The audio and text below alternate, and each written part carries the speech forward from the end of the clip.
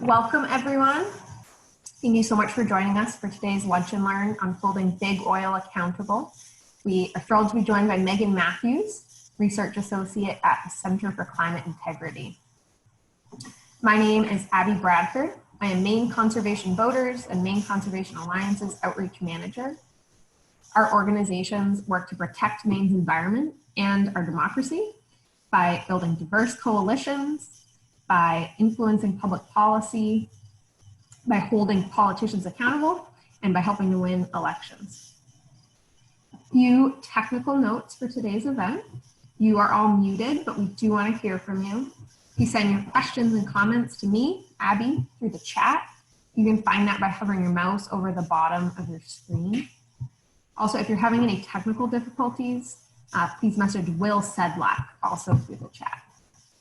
This event is being recorded and that video will be posted on our website along with all of our past Lunch and Learns later this afternoon. And I believe that's it. I'll hand it over to you, Megan.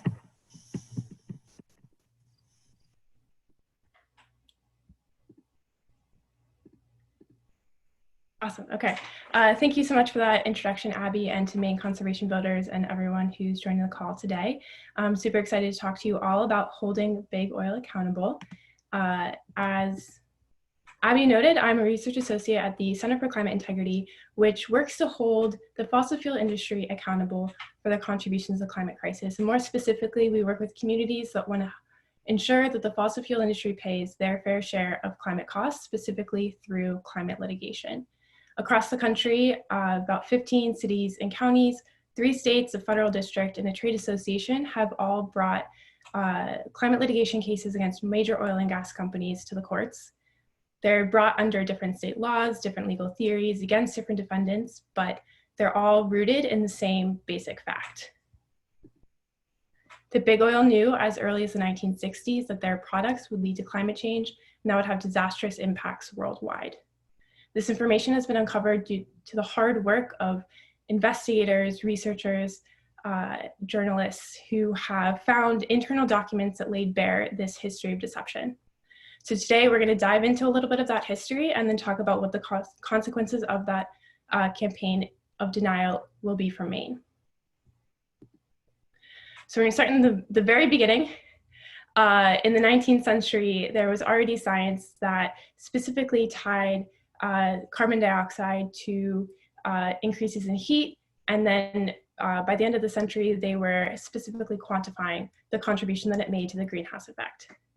By the 1960s, there was developing scientific understanding about how fossil fuels participated in this process, and a scientist named reached out to President Johnson, who spoke about the issue to Congress and commissioned a report that then the president of the American Petroleum Institute, the largest oil and gas trade association, cited at the annual meeting.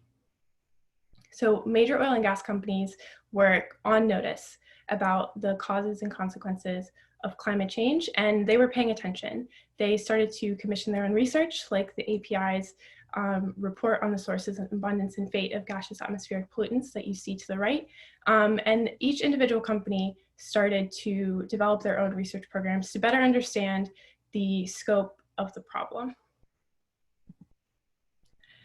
So by the 1970s, we start to see the results of this investigation in these internal memos. Before you, you have a memo from 1978 from the Exxon internal scientist, James Black, sort of summarizing a talk that he had given to management the year before. And you can see that it was already very clear to Exxon that CO2 would be responsible for climate change, that the CO2 was coming from fossil fuels. And interestingly, he notes that they only have a 5 to 10 year window to get the necessary information to act. And none of this was an anomaly. It was building towards a consensus that was developing across the fossil fuel industry. Roger Cohen discusses this consensus in a 1982 memo to management, saying that a clear consensus has emerged regarding the expected climactic effects of increased atmospheric CO2, and that there is unanimous agreement in the scientific community that a temperature increase of 3 degrees Celsius, which is what they were projecting, would bring about significant changes in the Earth's climate. Perhaps most interesting though, at the end of the note, he starts to discuss what it would mean for Exxon to publish this research as a major oil and gas company, that there would be downsides potentially affecting their business, but he notes that it would be important for them to be able to maintain their credentials and have authority on the space. But most interestingly, at the bottom, he notes that it is their ethical responsibility to permit the publication of our research, and that to do otherwise would be a breach of their public position and ethical credo on honesty and integrity.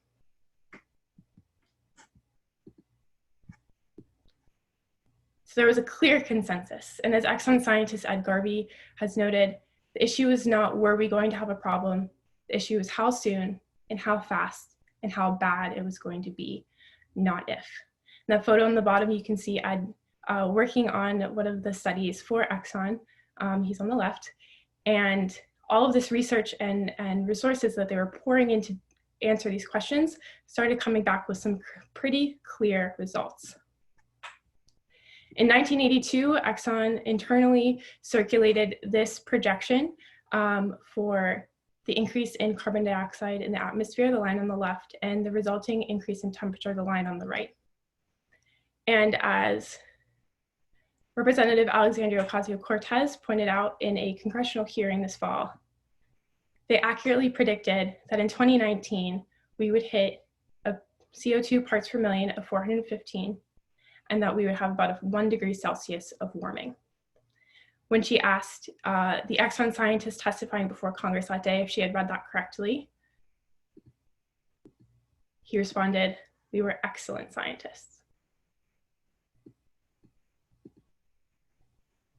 They also started to have a better understanding of the actual impacts of these climate changes that would occur. And by the early 1980s, they had predicted 3 times that the use of their products would lead to globally catastrophic effects.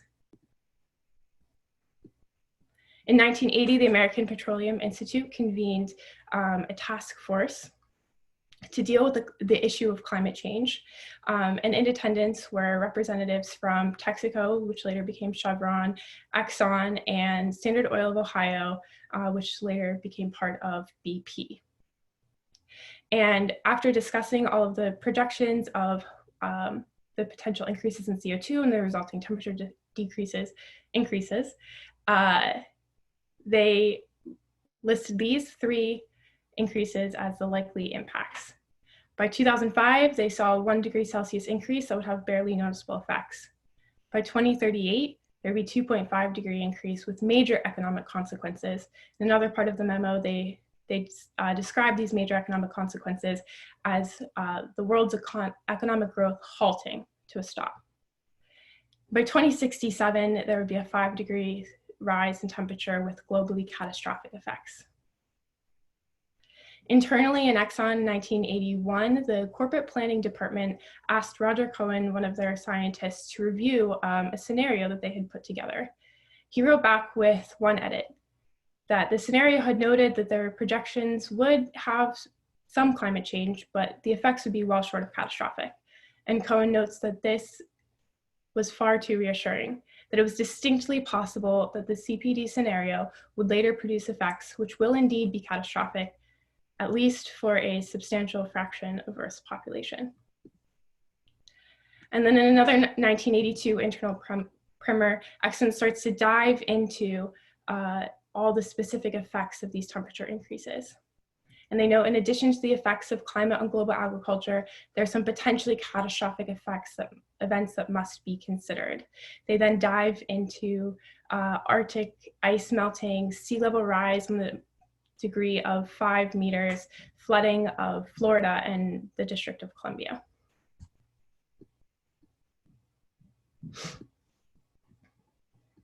This understanding went all the way up to the top with Exxon's research and engineering president, E.E. David, speaking in 1982 to say that it was ironic that the biggest uncertainties about the CO2 buildup are not in predicting what the climate will do, but in predicting what people will do. The scientific community is apparently reaching some consensus about the general mechanisms for the greenhouse effect.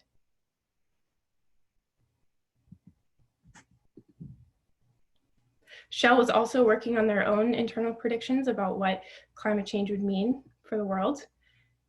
And they released internally a confidential document that went into massive detail about what sort of impacts they could expect.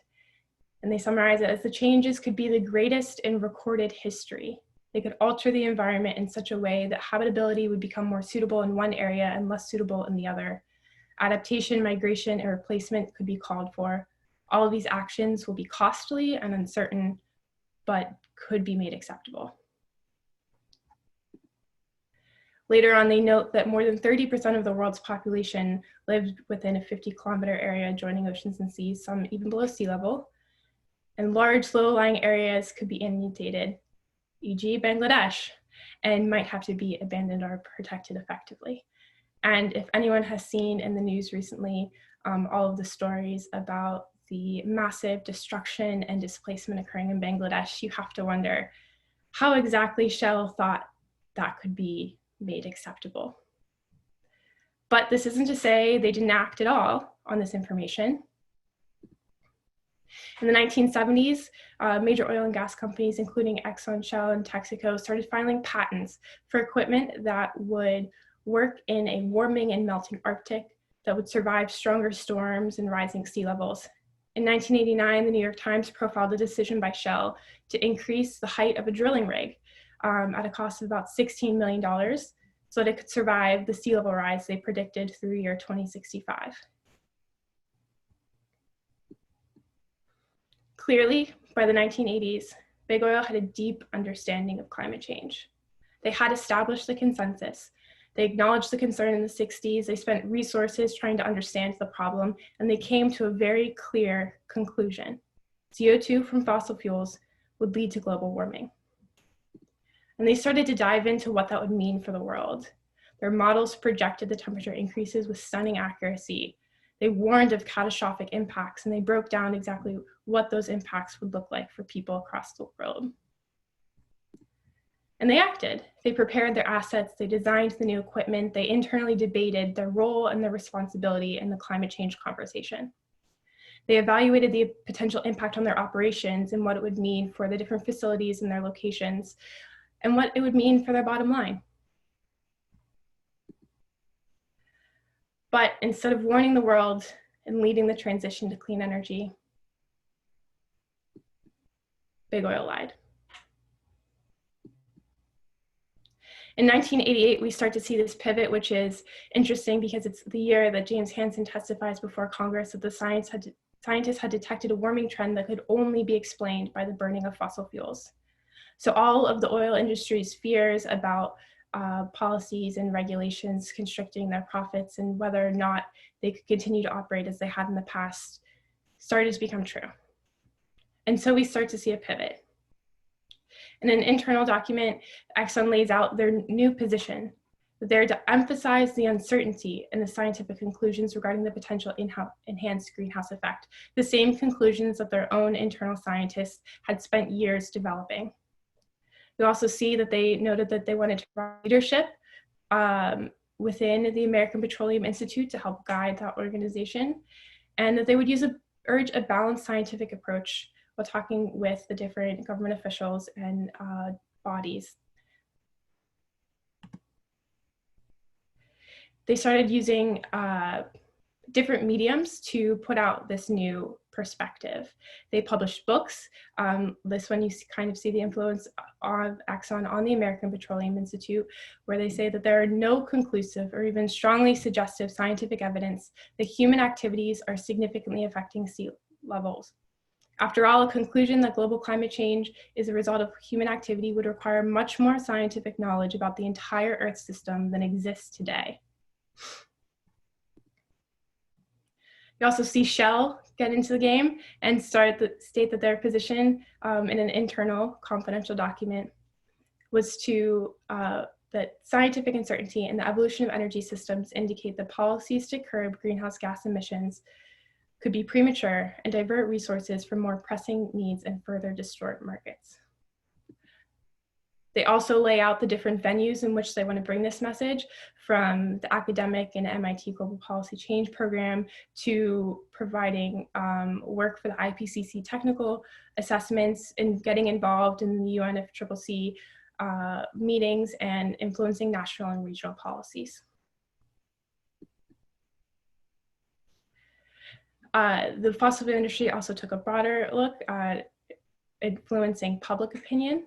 They published pamphlets like this from Exxon in 1996, which questioned or portrayed climate change as a debate and acknowledged that the greenhouse effect is real, but that said it may or may not be because of human activity. Temperatures are actually not increasing that quickly. It might be due to solar cycles, and even if it's all real and it's happening because of fossil fuels, it could end up being good for the world. Stands in sharp contrast to the horrible impacts they were predicting just a decade before.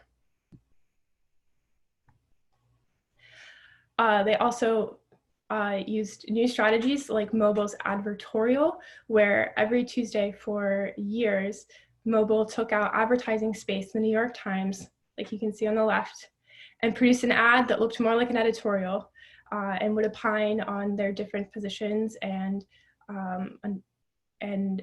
their policy recommendations. In this one from October of 1997, you can see that Mobil is saying that the science of climate change is too uncertain to mandate a plan of action that could plunge economies into turmoil. Yet that's what nations seem prepared to do. Scientists cannot predict with certainty if temperatures will increase, by how much and where the changes will occur. We still don't know what role man-made greenhouse gases might play in warming the planet. At the end, they conclude just a month before Kyoto, let's not rush to a decision. Climate change is complex, the science is not conclusive, the economics could be devastating, and the world's not ready for it. Reset the alarm and take the time to get it right.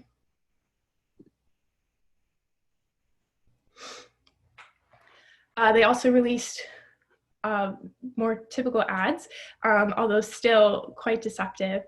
These are ads from the Information Council for the Environment, which was a front group created largely by coal companies, although there was a lot of overlap between coal and oil holdings in that time period. And you can see it is outright contradicting all of the science that they knew, and trying to frame climate change as a silly debate, that it's just Chicken Little complaining about the earth warming, that it's not true, that it's canceled. And perhaps the most terrifying part is that they tried to portray it as coming from environmentally concerned individuals. As you can see on the right, they say there's no hard evidence that global warming is occurring. In fact, evidence that the earth is warming is weak. Proof that carbon dioxide has been the primary cause is non-existent. Climate models cannot accurately predict far-flung global change, and the underlying physics of the climate change are so wide open. If you care about the environment, but don't care to be pressured into spending money on problems that don't exist, make sure you get the facts.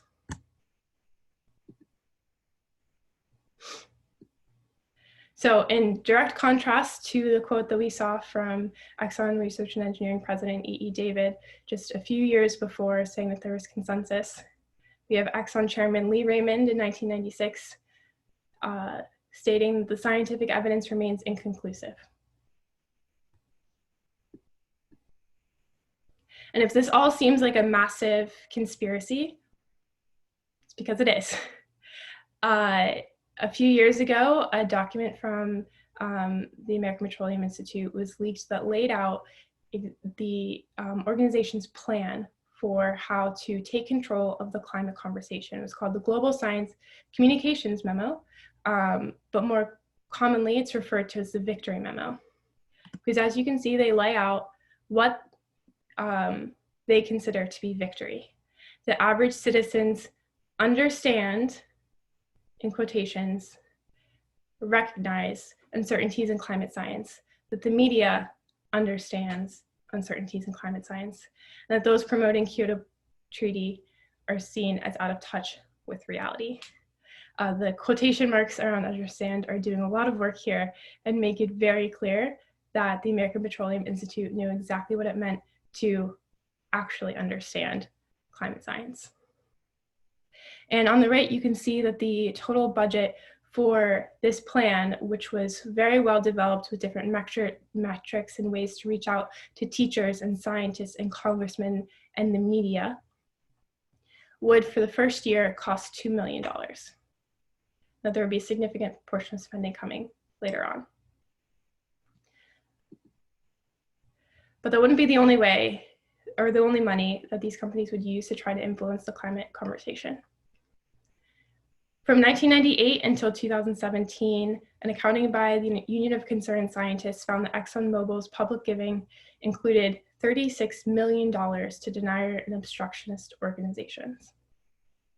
But perhaps what's most interesting about this total is that 13 million came after a 2007 pledge to stop funding such organizations.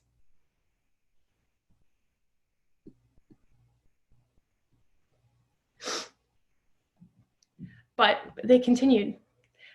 In 2008, you can see on the right that they paid Dr. Willie Soon to study solar variability as a potential explanation for climate change. Dr. Willie Soon was a known climate denier, but what is most interesting about this particular study is that the Global Climate Coalition, a group of,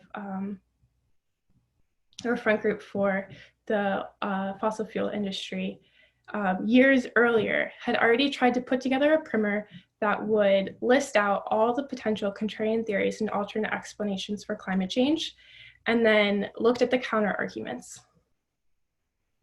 And as you can see, they specifically went through the solar variability argument and found that it didn't stand up to the counter arguments. And eventually the entire section was pulled. So the fossil fuel industry had already debunked the solar variability theory, but they continued to pay for sham science in order to sow doubt and confusion about climate science.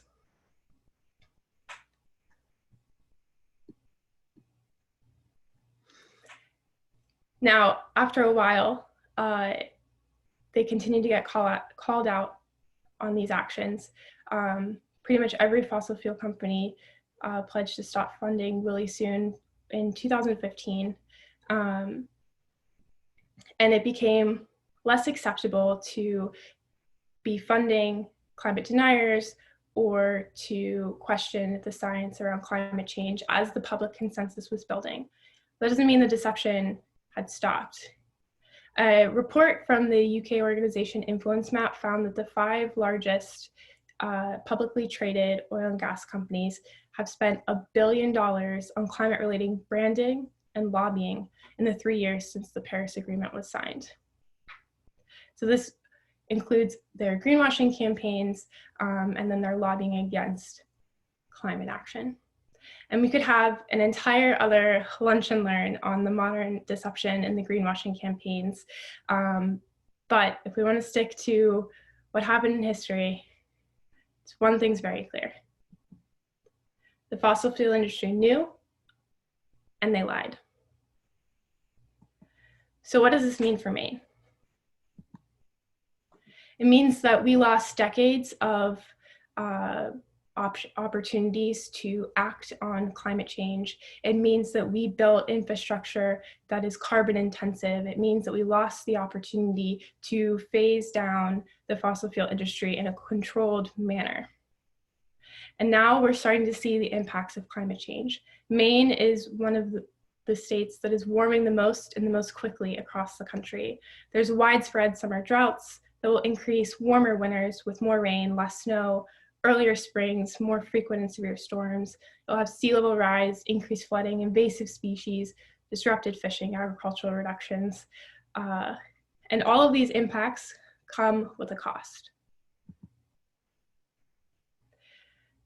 Maine is going to lose significant fishing revenue by mid-century. Lots of land could be lost to the rising seas, and extreme weather events will cause millions to billions of dollars in damages. But it's not just losses. What are the costs that you as Mainers will have to spend to protect yourselves, to adapt, and to ensure that you, your families, and your communities can live happy, healthy, and safe lives? Last year, the Center for Climate Integrity partnered with the engineering firm Resilient Analytics to look at what it would cost to protect the lower 48 states from sea level rise by the year 2040. We wanted a conservative estimate. We wanted what is a reasonable amount of money, if anything a bit too low, that we could expect to pay to protect our coasts.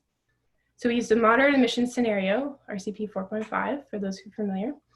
At the 50th percentile, we included a 1-year storm surge, so these walls would protect communities against the big storm you could expect every year, but it wouldn't do anything against the extreme weather events, the 500-year storms that we're seeing with increasing frequency.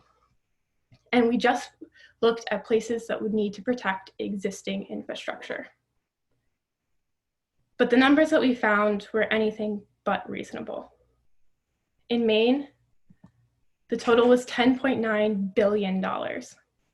Again, that's the cost of basic coastal defenses against sea level rise in the next 20 years.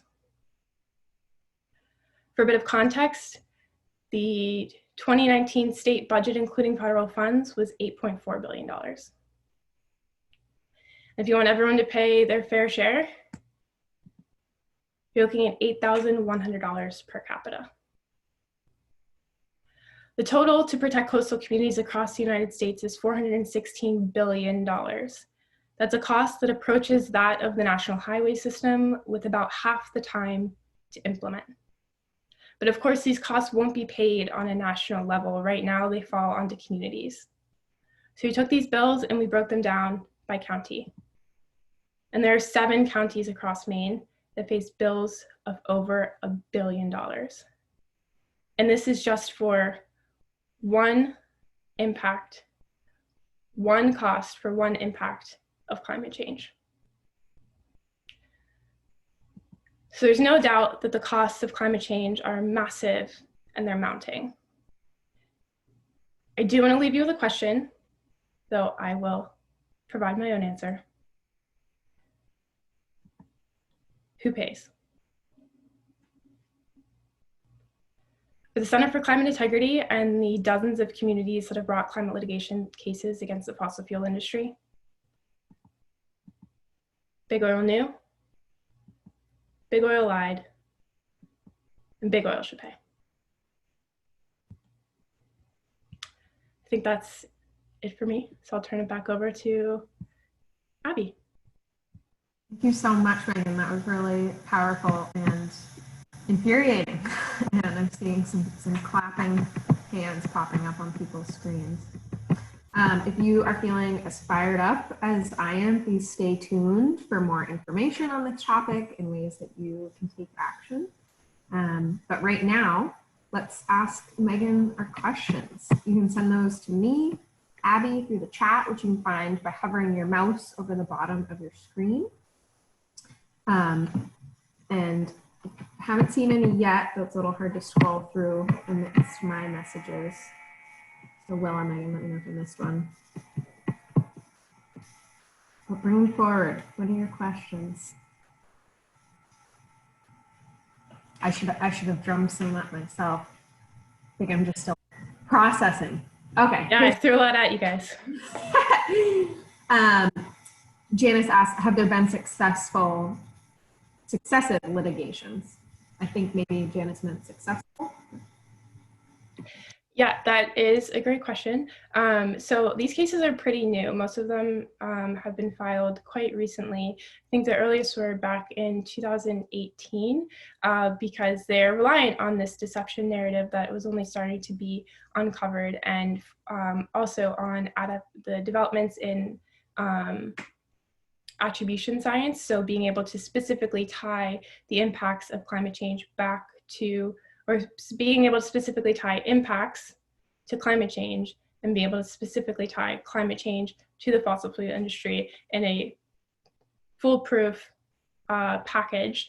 So with those developments, these cases have started in 2018, and there have been some successes, although they're pretty technical. The fossil fuel industry has done their absolute best over the past 2 years to move a lot of these cases that have been filed in state courts into the federal courts as a way to sort of slow down the proceedings and hopefully get a more favorable ruling. But these are very traditional state-based cases. These are communities that are bringing them for their very specific local costs. And so all of the cases have had a lot of success in bringing the cases back into state court. And so when you are a small county taking on the massive fossil fuel industry, taking on Exxon, I think any win of that magnitude is massive, and it says a lot for the future of these cases. Megan, why did CCI use a conservative estimate in your coastal adaptation modeling? Yeah, that's a great question. I think we didn't want anyone to dismiss the results as some extreme environmentalist group that's looking to fearmonger and portray a worst case scenario. We wanted these to be very tight. This is a cost that you are going to have to pay. That makes sense. Scott asked, how can Maine-based organizations take action and get involved? Another great question. I think right now the main way to get involved is to start asking the question, who pays? Start asking your local officials to look into the costs of climate change that your community is going to have to face and figuring out what is the proper way to pay for them, and start educating them about this history of denial and deception and the legal theories that underpin these cases. They're based on a very traditional legal theory called polluter pays that goes back to Plato, in which a polluter pays for the damages that their products cause. So these are very traditional cases, and I think once more communities understand that they're going to be facing these cases and that the fossil fuel industry needs to be held accountable, we'll start moving forward. And you've talked a bit about this, but could you expand on what you see as the strategy for how we can make big oil pay? Yeah, that is another great question. So a lot of communities are seeking out these lawsuits. I am not a lawyer, so I can't, give any specific recommendations on that front. But talking to your local officials about what holding big oil accountable might look like in your locality is a great first step. They aren't just going to offer up this money. I'll say that.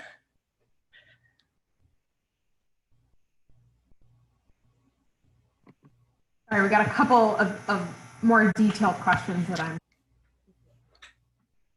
what portion do you think that the fossil fuel industry should pay, given that there are other causes of climate change? Are there other sectors that knew their impact as well?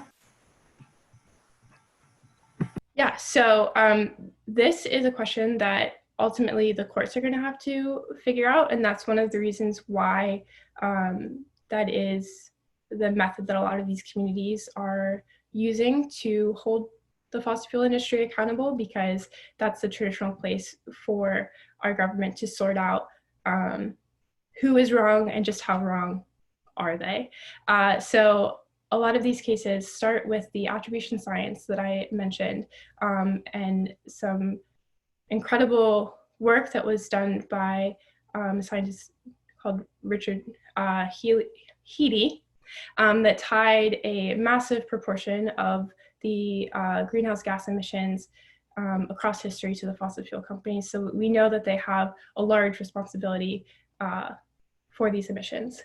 But what sets them apart is that these fossil fuel companies knew and they lied. And so far, we haven't found any other sort of massive conspiracy in another sector that would sort of initiate that line of thinking that the agricultural industry or the transportation industry outside of fossil fuels would need to be held responsible.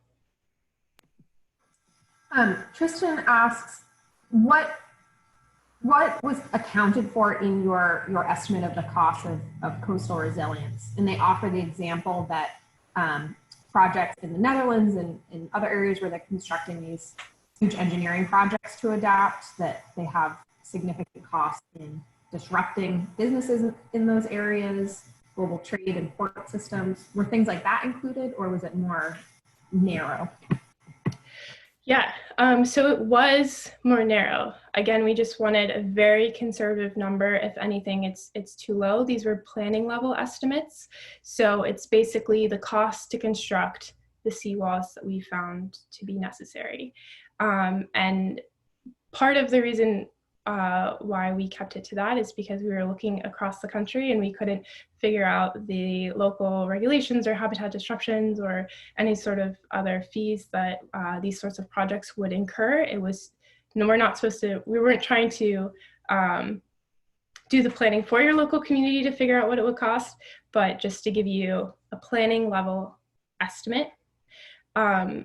It's a great point that not every community will use a seawall. A seawall won't adequately protect every single community. There will be other adaptation measures needed to prevent flooding through sewer systems, or a community might choose to use a more natural designed barrier against sea level rise. And there will be some communities that simply decide it's not worth it and start to engage in the managed retreat conversation. But we didn't want to enter into any of those discussions. We just kept it very simple. So yeah, you can consider the $10.9 billion a down payment. Conservative estimate in more ways than one. Two-part question. What is the timeline for these lawsuits? And then can you give an analog timeline for the tobacco litigation that is similar in some ways? Yeah. So I am not a legal expert, so I can't really say how long these cases are likely to last. It will have to be just one tool of many to try to hold the industry accountable and work on climate change. But they are moving along, and they're moving along quite quickly. At least every time I get an update from my legal team, they're surprised at how quickly a decision has come back in a certain case. And I'm also, unfortunately, not an expert in the tobacco cases, except for the fact that they are sort of the model for a lot of these climate litigation cases based on their denial and deception. But I will say that we have more proof of big oil's campaign of denial and deception today than we had on the tobacco industry when the congressional investigations started. So part of, I think, our campaign to push these cases forward is to encourage more investigation into what actually happened at these companies, what they knew, who knew, when they knew it, and why it was ignored, to sort of keep the ball rolling. Exciting and hopeful analog. Megan, can you talk more about why these cases are being pursued at the state court level versus the federal court level? And given that, do state attorneys general have any role to play in these cases? Yeah, so these are being brought at the state level because that's where traditionally tort cases are brought when you are dealing with a lawsuit about a specific damage and a way that your community has been harmed and you're trying to hold the defendant accountable for that harm. Those cases are traditionally brought in state court. And that's because every community has a slightly different harm. Every state has slightly different laws about the sorts of remedies that could potentially be used. So yeah, a lot of them are brought by cities and counties, but there have been 3 that have been brought by state level attorney generals.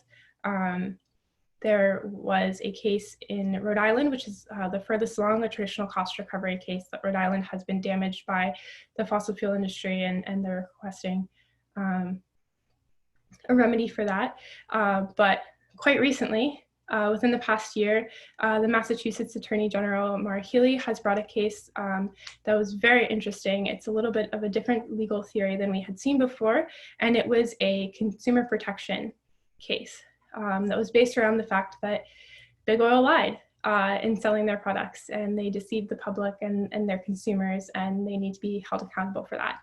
And then following that filing, just even more recently, although I can't remember the timeline exactly, it seems like quarantine has made time irrelevant, but the Minnesota Attorney General has brought another consumer protection case under Minnesota law. Megan, what has been most surprising to you in doing this work?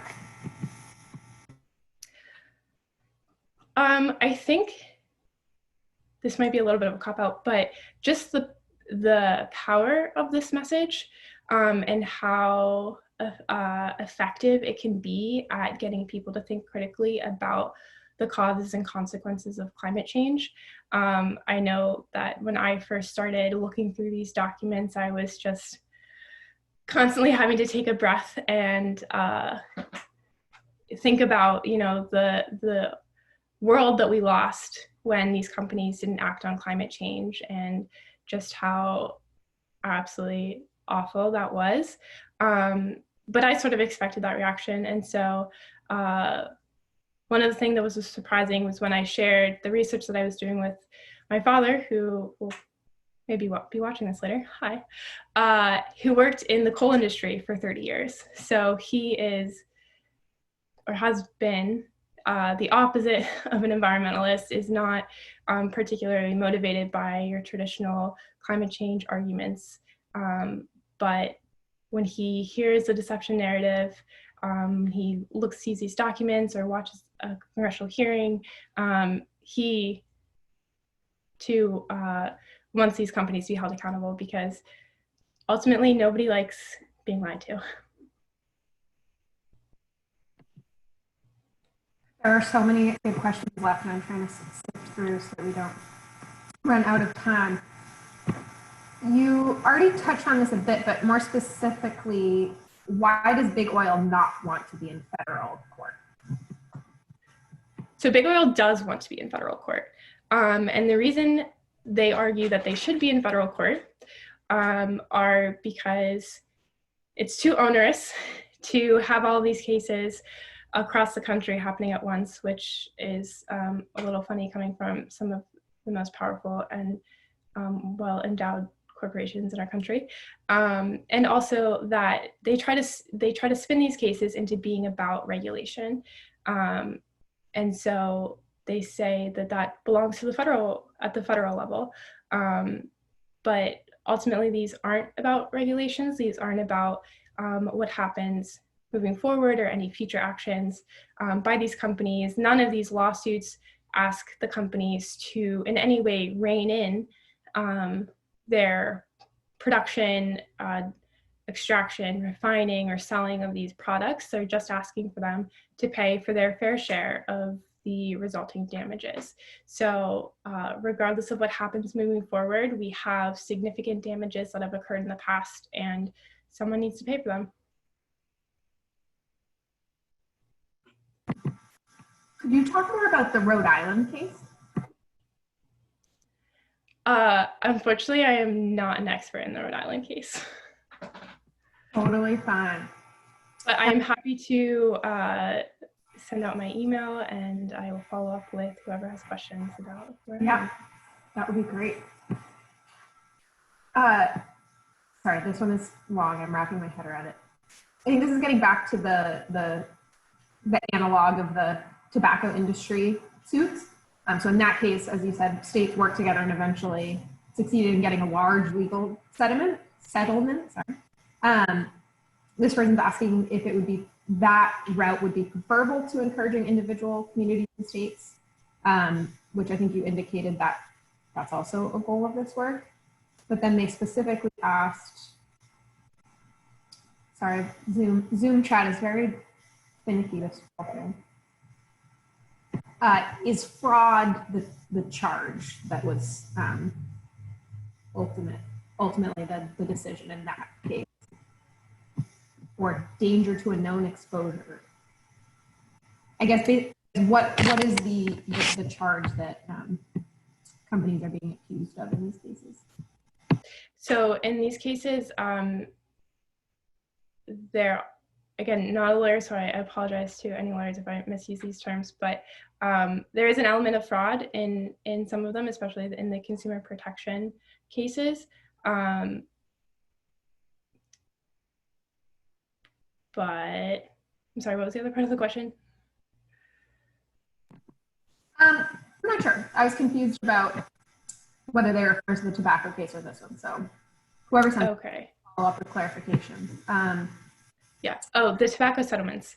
Yeah. So that is an interesting sort of history lesson.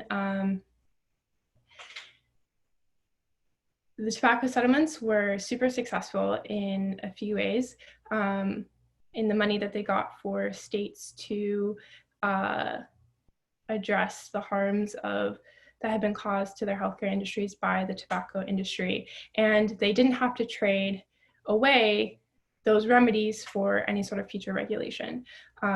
So again, when the industry tries to present the current climate cases as regulation versus remedy, you can have both. You can regulate an industry and hold it accountable for the harms that it had caused.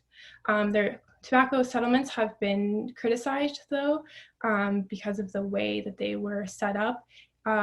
Basically, all of the money goes to the state, and there are not really any rules about how the state has to spend that money. So there were communities that were deeply, deeply harmed by the tobacco industry that ultimately didn't see any of the money come from that settlement back into their communities. So I feel like I'm saying this a lot, but I'm not a legal scholar or an expert on this by any means, but I will say that there are definitely conversations about what would be best for communities and how to manage these cases to make sure that they do get the remedies that they deserve. Megan, for busy people, can you give one concrete action a person could take to help with this work? I gave examples of any bills in the state legislature, specific protests, etc. Yeah, lots of options there. If you want to just contact your local officials and just educate them about the history of deception and the cost of climate change. If you are a protest person, there are a lot of sort of movements right now to hold the fossil fuel industry accountable, and 350, I think you'll see outside of a lot of these cases will unroll a big banner that says Exxon New, make them pay. But another thing to watch out for is something called a liability waiver or any sort of municipal preemption. And that's another way that the fossil fuel industry is trying to prevent these cases from moving forward by blocking people's access to the courts through either a liability waiver, that would be a get out of jail free card on the federal level, most likely, saying that basically would likely be attached to any sort of climate regulation going forward. There would be a waiver thrown in there saying that they will not be held responsible for anything that's happened in the past. And there are probably a lot of people who don't understand the value of these cases, and so wouldn't realize what a horrible trade that would be to give the industry a liability waiver in exchange for any sort of climate action. So educating representatives about the dangers of liability waivers.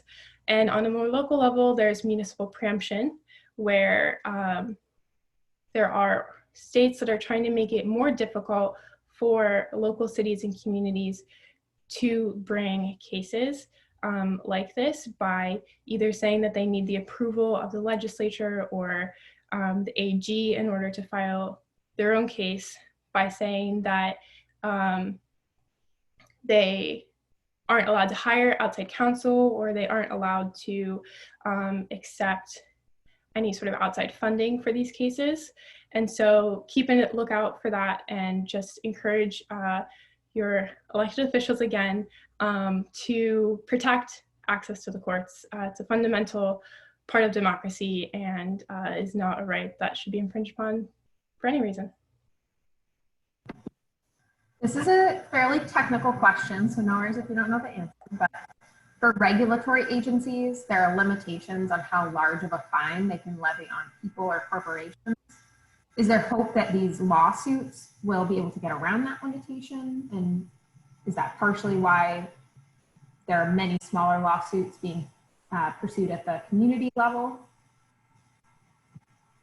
That is an excellent question.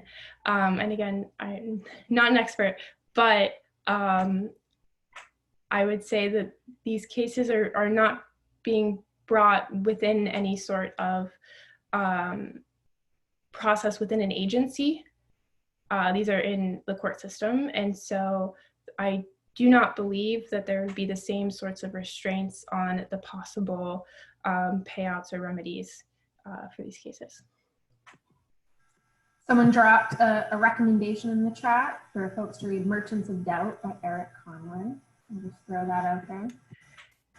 Yes, Merchants of Doubt is an excellent book by Naomi Oreskes that kind of goes into the history of science, deception and denialism, and it has a chapter on the actions of big oil. And if I can throw out another recommendation, if you are interested in learning more about this, there's a podcast called Drilled that dives into this history in sort of a true crime format. So it's a pretty interesting and fun listen if you're interested in learning more.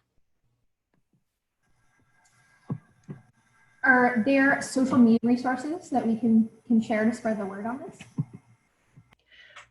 For sure. I will get my social media team to share them with, I guess, Maine conservation voters, and then you guys can. Yep. Yeah. So follow us.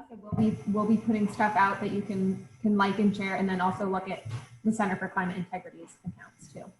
Yes, we have we run two Twitter accounts. One's the Exxon New Twitter account, and then our organization account is Pay Up Climate Polluters, which is the name of our campaigns branch. And I think their handle is @Climate Costs. I think this may be our last question because we're nearing the hour. Is there a concern that a similar thing could happen with big oil as happened with some of the Superfund sites? In essence, the companies declared bankruptcy with golden parachutes for the executives, and then because they no longer existed, weren't liable for the costs. Yeah, that is a concern. It's actually a concern that I hear a lot when people say, how can you hold these companies accountable? They're already going bankrupt. Should we really be asking them to pay this as well? And my first response to that is that, well, it's very kind of you to be concerned about their pocketbooks. These costs are absolutely non-negotiable. Someone has to pay them. And so to give them a get out of jail free card early on, just because you don't think that these massive corporations will be able to pay down the line, doesn't make much sense to me personally. And there is the concern, though, in the direction that the oil industry is currently going. And we've seen that sort of play out with the fossil fuel bailouts, where they received a ton of money from the government to try to keep their operations afloat, more than pretty much any other industry, given their financial status. And then they're still laying off workers. Exxon just announced that they're no longer matching on employees' 401ks. They're like pulling in all these resources while still compensating their executives quite heavily and increasingly. So I think another action, if people are interested, is get involved in calling out those sorts of behaviors now, and make it clear that people are watching, and that whoever is sort of in, looking at how we can possibly get the actual compensation for these cases, that it would be absolutely unacceptable to give your executives a golden parachute and then claim that you don't have the funds to compensate communities. I know I said that was the last question, but I was scrolling through to see if I had missed any. And there's one about fossil fuel companies' intentions in moving to the renewable energy space. Can you say anything about that? I'll have to have a whole other lunch and learn on that. But that is an excellent question, because especially in the past few months, we've seen a lot of these companies come out with their quote unquote net zero plans, which when you actually dig into them aren't actually net zero. And they continue to invest billions of dollars into new fossil fuel projects while investing minuscule amounts in low carbon technologies. I believe that I think in 2018, the average investment in low carbon technologies across major oil and gas companies was 1.3% of their annual expenditures. So it is by no means the current direction of the industry, despite what they might want you to believe in their ads and their tweets and their different campaigns. It is a nice indication of the amount of pressure that they have on them right now, and the way that the world is starting to think about fossil fuels, but don't let up. Keep asking for real climate action instead of just ad campaigns. All right, we'll end on that. Thank you all so much again for joining us on this beautiful Friday. Thank you to Megan and the Center for Climate Integrity for a wonderful presentation. If you enjoyed today, I encourage you to join us every Friday here on Zoom from 12 to 1. Next week, we will be joined by Professor Seth Goldstein from the Maine College of Art for a People's Virtual Walking Tour of Portland. Should be pretty cool. Come on back. Enjoy your weekend, everybody. Thank you, Megan. Thanks, everyone. Bye.